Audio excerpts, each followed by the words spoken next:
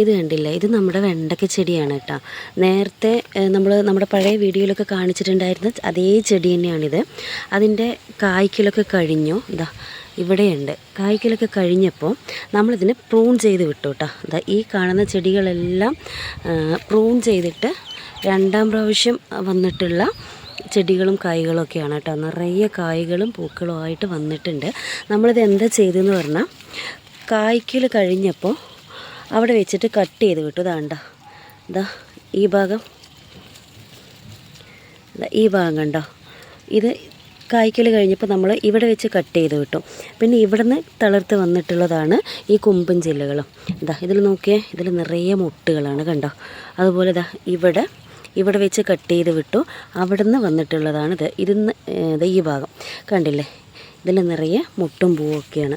ഇതാ ഇതെല്ലാം അതേപോലെ തന്നെ നമ്മൾ കട്ട് ചെയ്ത് ഇതാണ്ട, നമ്മൾ കട്ട് ചെയ്ത് വിട്ട ഭാഗം ഇവിടെ നിന്ന് തിളർത്ത് വന്നിട്ടുള്ളതാണ്. ഇതെല്ലാം നിറയെ മുട്ടും പൂവായിട്ട് വന്നിട്ടുണ്ട്. അപ്പോൾ ഒരു ചെടിയിൽ നിന്ന് നമുക്ക് കായ്ച്ച് കഴിഞ്ഞ ആ ഭാഗം കുറച്ചിങ്ങനെ താഴ്ത്തി കട്ട് ചെയ്ത് കൊടുക്കുക. എന്താ കണ്ടില്ലേ, ഇവിടെ വെച്ചിട്ട് കട്ട് ചെയ്തിരിക്കണം. അപ്പോൾ നമ്മൾ കുറച്ചിങ്ങനെ താഴ്ത്തി കട്ട് ചെയ്ത് കൊടുത്തു കഴിഞ്ഞാൽ അവിടെ നിന്ന് പിന്നെ വീണ്ടും തളിർത്ത് വരും. നമ്മളതിന് എന്താ ചെയ്യേണ്ടതെന്ന് പറഞ്ഞിട്ടുണ്ടെങ്കിൽ, നന്നായിട്ട് ചാണകപ്പൊടി ഇട്ടിട്ട്, അതുപോലെ നമ്മൾ നേരത്തെ ഉണ്ടാക്കുന്ന പോട്ടിംഗ് മിക്സില്ലേ, വേപ്പും പിണ്ണാക്ക്, എല്ലുപൊടി, അതുപോലെ കുറച്ച് മണ്ണ്, ഇതൊക്കെ എടുത്തിട്ടുള്ള ആ ഒരു മിക്സ്, ചാണകപ്പൊടിയും കൂടെ മിക്സ് ചെയ്തിട്ട് പോട്ടിംഗ് മിക്സ് തന്നെ നമ്മൾ മുറിച്ച് ചെടി കട്ട് ചെയ്തതിന് ശേഷം അതിൻ്റെ ചുവട്ടിൽ ഇട്ട് കൊടുക്കുക. എന്നിട്ട് ഒന്ന് നന്നായിട്ട് പോതയിട്ട് കൊടുക്കുക. അത് കണ്ടില്ലേ, പോതയിട്ട് കൊടുത്തിരിക്കുന്നതാണിത്. ഇതാ കണ്ടില്ലേ, ഇതെല്ലാം കരിയില വെച്ചിട്ട് നമ്മൾ പോതയിട്ട് കൊടുത്തിരിക്കുന്നതാണ്. ഭയങ്കര ചൂടാണ്. ടെറസിൻ്റെ മുകളിലാണല്ലോ ചെടികൾ നിൽക്കുന്നത്. ഇതെല്ലാം വീണ്ടും കട്ട് ചെയ്ത് വിട്ടിരിക്കുന്നതാണ് കേട്ടോ. ഇനി ഇതിന്ന് കൊമ്പൻ ചില്ലകളൊക്കെ ആയിട്ട് വരും. അപ്പോൾ അങ്ങനെ ചെയ്ത് കൊടുത്തു കഴിഞ്ഞാൽ ഇത് കണ്ടില്ലേ, ഒരു ചെടിയിൽ നിന്ന് തന്നെ നമുക്ക് എത്ര കായ്ച്ചു നിൽക്കണമെന്ന് നോക്കിയേ. കണ്ടില്ലേ, 1 2 3 4, ഇതാ ഇവിടെയും മുട്ടും പൂവൊക്കെ ആയിട്ട് നിൽക്കുന്നുണ്ട്. ഒരു ചെടിയിലാണ് കേട്ടോ ഈ നിൽക്കുന്നത്. ഇതാ അതേപോലെ ഇതാ.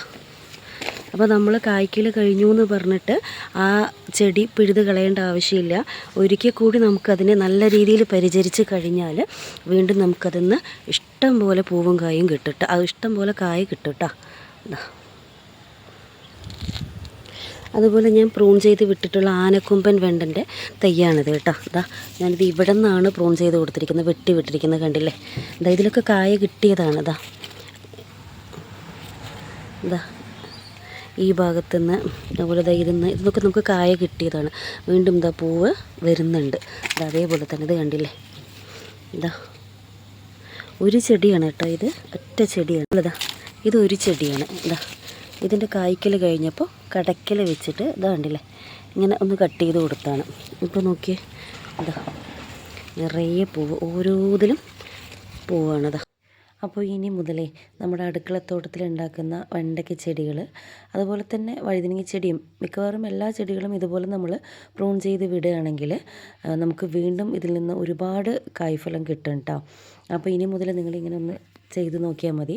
അതിന് നല്ല പരിചരണം കൂടെ കൊടുക്കുകയാണെന്നുണ്ടെങ്കിൽ നമുക്ക് ആദ്യം കിട്ടിയതിനേക്കാൾ കൂടുതൽ കായ്ഫലം നമുക്ക് കിട്ടും. അപ്പോൾ എല്ലാവരും ഒന്ന് ട്രൈ ചെയ്ത് നോക്കൂ കേട്ടോ.